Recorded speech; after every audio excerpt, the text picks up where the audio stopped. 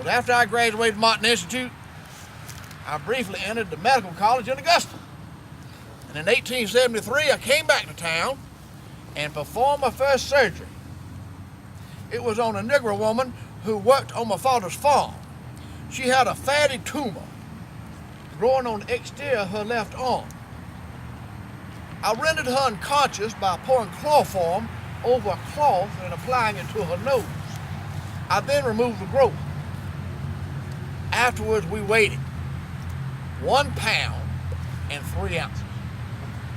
Now, she came through the surgery all right, and the newspaper, the Forest News, wrote about it. That wasn't the first time such a surgery had been taking place, but I guess I was young and it was notable.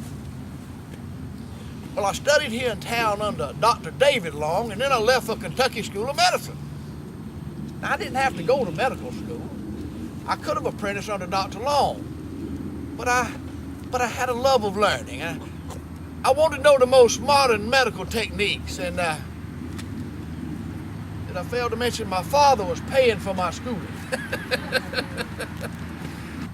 Well, during my lifetime, the practice of medicine changed quite a bit. When I was a boy, doctors thought it a good idea to bleed a patient to get rid of infected blood. 1920, we were still using leeches for certain conditions. We were good at simple surgeries, but diseases, that was another matter. Now, we had a vaccine for smallpox, but we didn't know what caused many other diseases. It was thought that cholera and typhoid would cause some noxious vapors from sewage and bad water. For fever, cold compresses.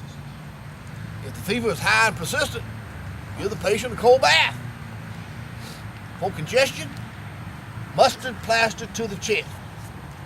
And for delirium, which often accompanies typhoid, small doses of opium.